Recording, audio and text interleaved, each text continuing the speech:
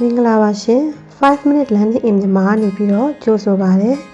ဒီနေ့ပြောမယ့်အကြောင်းအရာကတော့ဟင်းသီးဟင်းရွက်တွေအကြောင်းပြောမှာပါဟင်းသီးဟင်းရွက်တွေကိုအတူတူလေ့လာကြရအောင်ဟင်းသီးဟင်းရွက်ကိုအင်္ဂလိပ်လို vegetables လို့ခေါ်ပါတယ်အပင်ရတဲ့အသီးရွက်တွေကိုအစားအသောက်တွေနဲ့စားကြပါတယ်အဲ့ဒါတွေကိုဟင်းသီးဟင်းရွက်လို့ခေါ်ပါတယ်အင်္ဂလိပ်လိုက vegetables ပါ vegetables ဆိုတာ a part of a plant used as foodနနံပင်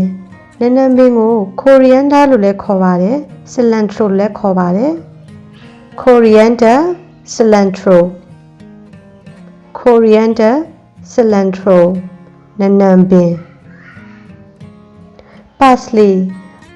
ဆိုတာလည်းနနံပင်လိုမျိုးပါပဲဒါကတော့ဟင်းမွေးပင်တစ်မျိုးပါ thyme လို့ခေါ်ပါတယ် thymeဒါကတော့စမုံစပါးပါ dill လို့ခေါ်ပါတယ် dill ကျက်သွန်မိတ်ကိုကြတော့ leek လို့ခေါ်ပါတယ် leek ကျက်သွန်နီဥအသေးစားလေးပါပြီးတော့ကျက်သွန်မိတ်လိုပဲစားရတဲ့ဟာကို spring onion လို့ခေါ်ပါတယ် spring onion ဒါလေးကလည်းကျက်သွန်မိတ်လိုပါပဲຫນွေကျက်သွန်နီလို့ခေါ်ပါတယ်green onion scallion green onion အဲ့လိုခေါ်လို့ရပါတယ်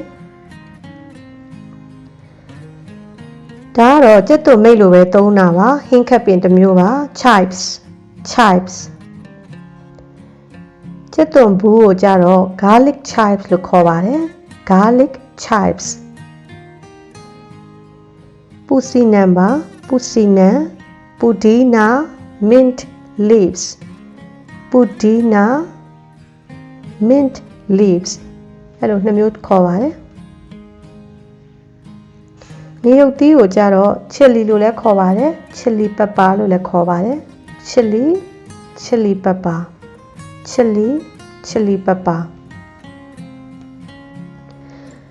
ဒါကတော့ paprika pepper ပါ paprika pepper အရောင်တင်မှုန့်လုပ်ပါတယ် paprika pepper cayenne pepper ကကြတော့ပို့ပြီးတော့ဆက်ပါတယ်အရောင်တင်မှုန့်လုပ်ပါတယ်သူ့ကိုလည်းရွှေအက်ငရုတ်ပါမြန်မာလိုပြောရရင်ရွှေအက်ငရုတ် cayenne pepper bell pepper ကကြတော့ငရုတ်ပွားပါအရင်မဆက်ပါဘူးအသီးအနှံနေနဲ့ကြော်စားတယ်တခါတလေအစာတွတ်ပြီးတော့ချက်စားပါတယ် bell pepper ငရုတ်ပွား bell pepper အရောင်အားဖြင့်ဆိုရင် green yellow and red သုံးရောင်လာပါတယ်ဒါကတော့ဂျူးမြစ်ပါ chive root လို့လည်းခေါ်ပါတယ် leek root လို့လည်းခေါ်ပါတယ် chive root leek root ဂျူးမြစ်ဒါကတော့စမုံစပါးမျိုးပါ fennel ပင်စိမ်း basil ပင်စိမ်းပါ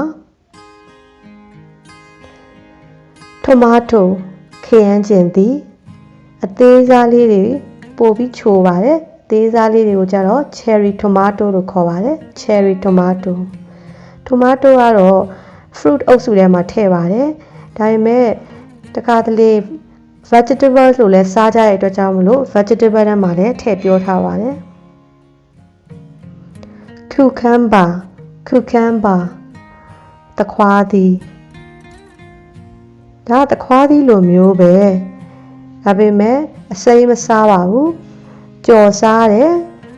တခါတလေ steam လုပ်ပြီးတော့စားပါတယ်အင်္ဂလိပ်လိုကတော့ zucchini courgette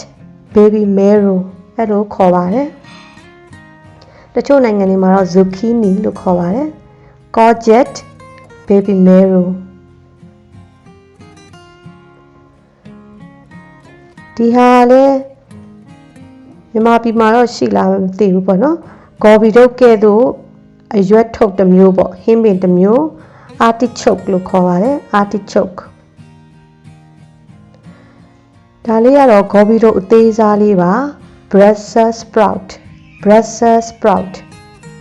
မြန်မာလိုကကွန်းသီးကော်ပီတုပ်လို့ခေါ်ပါတယ်တန်လွင်သီးကိုကြတော့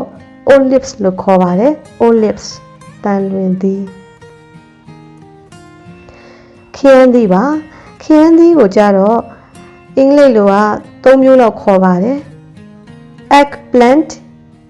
brinjal aubergine eggplant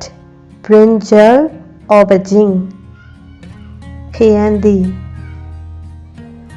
မိုးကြတော့ mushroom လို့ခေါ်ပါတယ် mushroom ဒါ cabbage ပါအရောင်အဖြစ်2ရောင်လာပါတယ်အဖြူရောင်နဲ့ခရမ်းရောင်ပေါ့နော်မရမ်းရောင်လာပါတယ် cabbage white cabbage ရှိရယ် purple cabbage ရှိပါတယ်ဗမာလိုကတော့ကော်ပီတုပ်ကော်ပီရွက်မုံလာတုပ်လို့ခေါ်ပါတယ် cabbage ဒါ cauliflower ပါပန်းကော်ပီ cauliflower ပန်းကော်ပီပန်းမုံလာမျိုးပဲအစိမ်းရောင်ကြတော့ broccoli လို့ခေါ်ပါတယ် broccoli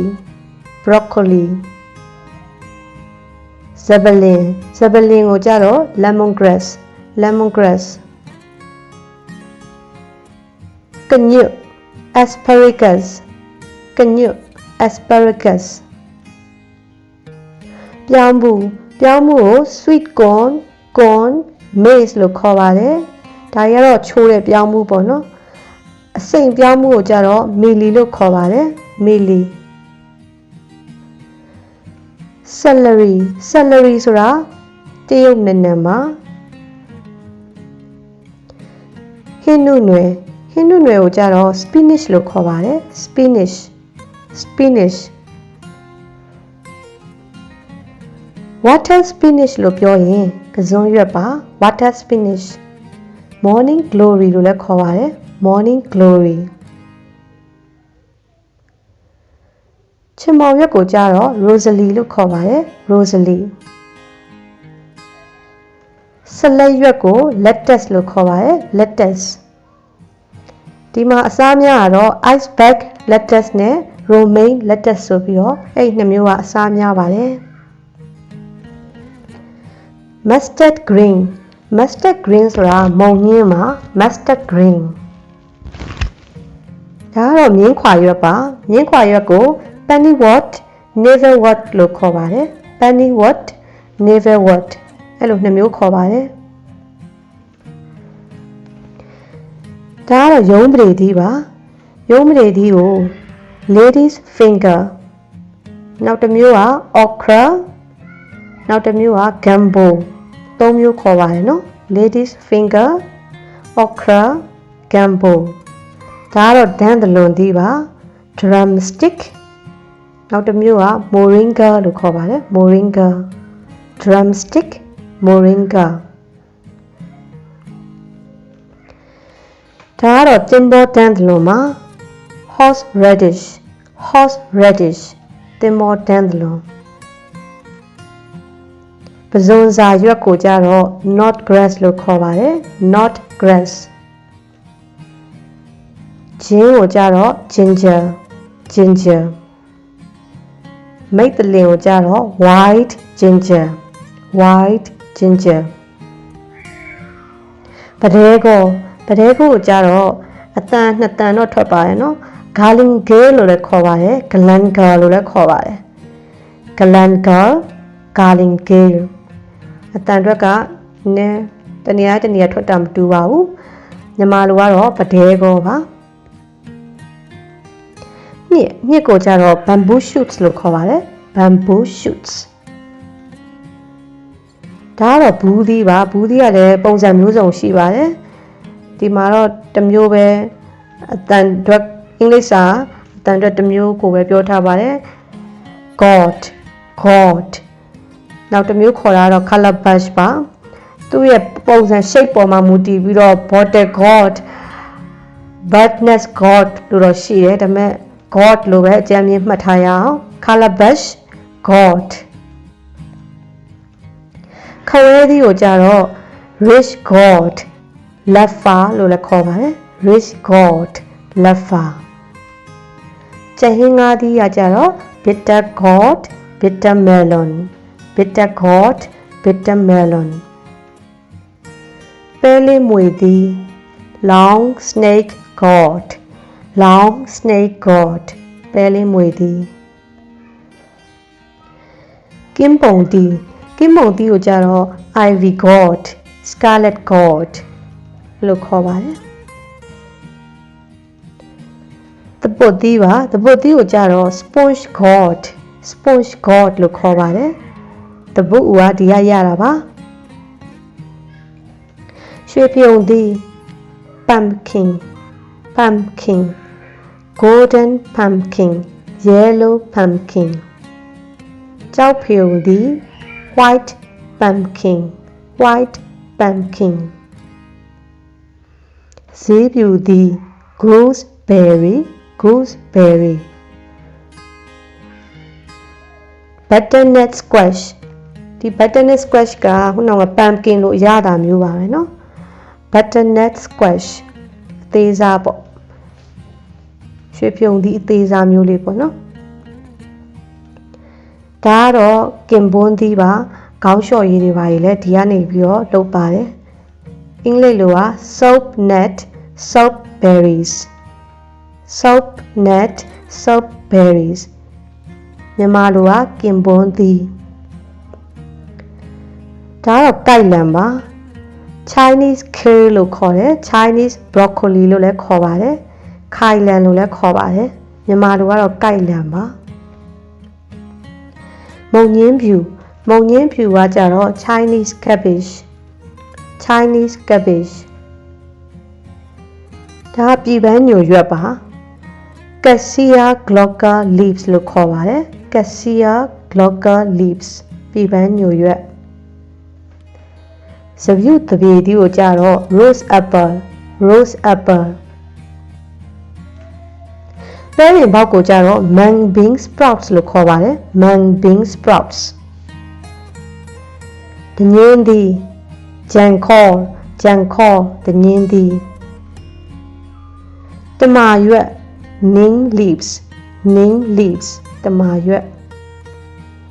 စူးပုတ်ကိုကြတော့ climbing water လို့ခေါ်ပါတယ် climbing water ပဲဆောင်းလျားသီးကိုကြတော့ goa bean wing bean လို့ခေါ်ပါတယ် goa bean wing bean ကျွန်တော်မြန်မာပြည်မှာကြတော့မြန်မာတွေကသင်္ဘောသီးကိုအမှဲ့အပြင်သင်္ဘောသီးအစိမ်းကိုလည်းဟင်းသီးဟင်းရွက်အနေနဲ့စားပါတယ်နောက်တစ်ခုကသင်္ဘောရွက်ကိုလည်းတို့စားရပါရင်အနေနဲ့စားရတဲ့အတွက်ကြောင့်မလို့ vegetable မှာသင်္ဘောရွက်ကိုလည်းထည့်ပေးထားပါတယ် papaya leaves သင်္ဘောရွက်ကြောင်ရှာသီးကိုကြတော့ဘယ်ပင်ရရလဲဆိုရင် trumpet tree ကနေရတာပါ trumpet tree fig ဆိုတာတပန်းသီးကတွတ်သီး fig တပန်းသီးကတွတ်သီး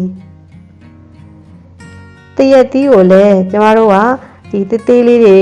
ဖြစ်တဲ့အချိန်မမှဲ့ခင်မှာတရက်ကင်းအနေနဲ့တို့စားရတယ်အဲကြောင့်မို့ထည့်ပေးထားတာပါ mango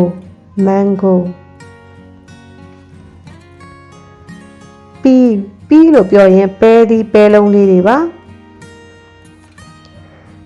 garden pea ဆိုတာရွှေပဲသီးပါ garden pea ပဲသီးတောင်းကိုကြတော့ green bean လို့ပဲခေါ်ပါတယ် green bean ခေါ်ရခါသီးကိုကြတော့ chayote vegetables အုပ်စုတွေကများလို့တော့နည်းနည်းလေးအုပ်စုလေးထပ်ခွဲပေးထားတာပါဒီမြေကြီးအောက်ကရတဲ့အပင်ရဲ့အစိတ်ပိုင်းတွေပေါ့ကျွန်တော်တို့စားတဲ့ဟာတွေအာလူတို့ကြက်သွန်ဖြူအဲ့ဒါတွေကိုကျွန်မက root vegetables အုပ်စုအောက်မှာထည့်ထားပါတယ် root vegetables ဆိုတာဘာလဲဆိုရင် root vegetables are underground plant parts eaten by humans as food ဘာရှိလဲဆိုရင် onion မှာလဲ white onion ရှိရယ် purple onion ရှိတယ်ကြက်သွန်နီပါ onion ကြက်သွန်ဖြူကိုကြတော့ garlic လို့ခေါ်ပါတယ်ကြက်သွန်ဖြူ garlic မုံလာဥဝါ carrot မုံလာဥဝါ carrot potato အာလူ sweet potato ကစွန်းဥ yam ဆိုတာမြောက်ဥဝဥလို့လည်းခေါ်ပါတယ်ချိုတဲ့အာလူတစ်မျိုးပါသူကလည်း white color လာတယ် yellow color လာပါတယ် beetroot မုံလာဥနီ beetroot တကြားထွက်တဲ့မုံလာဥတစ်မျိုးကိုကျတော့ sugar beet လို့ခေါ်ပါတယ် sugar beet red radish မုံလာဥပါပဲမုံလာဥပြူကိုကျတော့ white radish လို့ခေါ်ပါတယ် daikon radish လို့လည်းခေါ်ပါတယ် white radish daikon radish turnip ကကျတော့မုံလာဥဝါလို့ခေါ်ပါတယ် turnip ဒါကိုလည်းမုံလာဥဝါလို့လည်းခေါ်ပါတယ်တခါတလေသင်္ဘောမုံလာဝါလို့လည်းခေါ်ပါတယ် sweet အခုပြထားတဲ့ပုံကလည်းမုံလာဥအမျိုးအစားပါပဲ rutabaga လို့ခေါ်ပါတယ် sweet တို့ turnip တို့လိုပါပဲဒါကတော့ပီလောပီနံဥပါဒီပီလောပီနံကနေပြီးတော့ပီလောပီနံအမှုန့်လုပ်တယ်ပေါ့နော် cassava yucca လို့ခေါ်ပါတယ် cassava yucca ဒါကတော့ပိန်းဥ taro နိုကိုဥခါဖုမုံလာလို့လည်းခေါ်ပါတယ် nokol korabi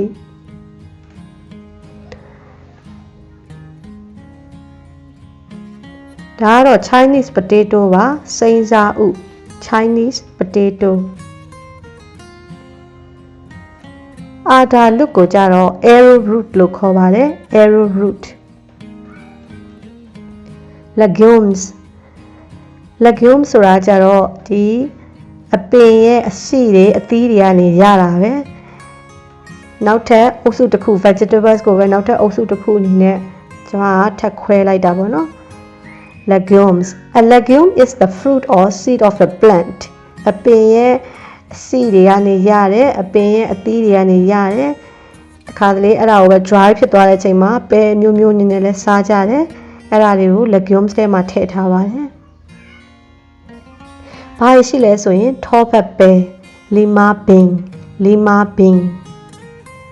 ပဲပိစက်ကိုကြတော့ soybean လို့ခေါ်ပါတယ် soybean ပဲရင် rice bean ပဲကြီးကိုကြတော့ lap bean hyacinth bean လို့ခေါ်ပါတယ် lap bean hyacinth bean ပဲဖြူကလေး white bean navy bean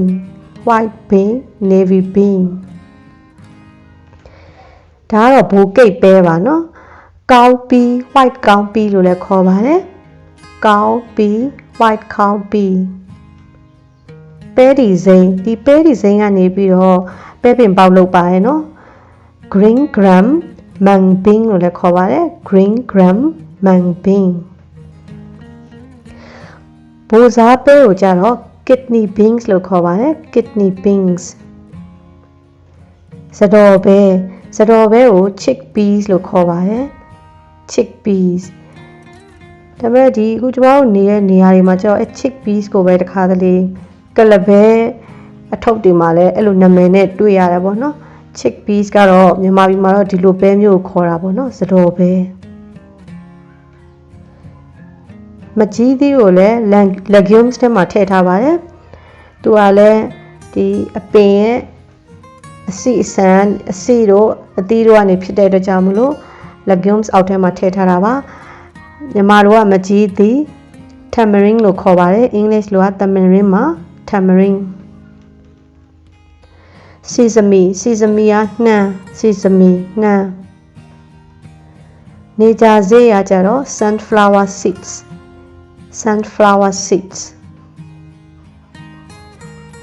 lentils သူကတော့ပဲနီလေးပါပဲနီလေးဆိုရင်ဒီမှာတော့အယောင်မျိုးစုံရှိပါတယ်ပဲနီလေးအုပ်စုထဲမှာပဲပါတာပါ မြေပဲကိုကြတော့ peanut လို့ခေါ်ပါတယ် peanut ဒါနောက်တစ်အုပ်စုထပ်ခွဲလိုက်တာပါဒါလည်းဒီအပင်ရဲ့အသီးတို့အမြစ်တို့အခေါက်တို့အစေတို့ကနေပြီးတော့ဟင်းခက်အမွေးကြိုင်နေနဲ့အသုံးများတဲ့ဟာတွေပါ spice လို့ခေါ်ပါတယ်ဟင်းခက်အမွေးကြိုင်တွေပါ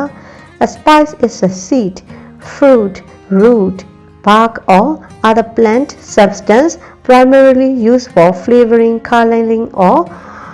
preserving food. တခါတလေအယောင်အတွက်သုံးတယ်အနံ့အတွက်သုံးတယ်အဲ့လိုဟာမျိုးတွေကို spice လို့ခေါ်ပါတယ် black pepper ဆိုတာငရုတ်ကောင်းပါငရုတ်ကောင်း black pepper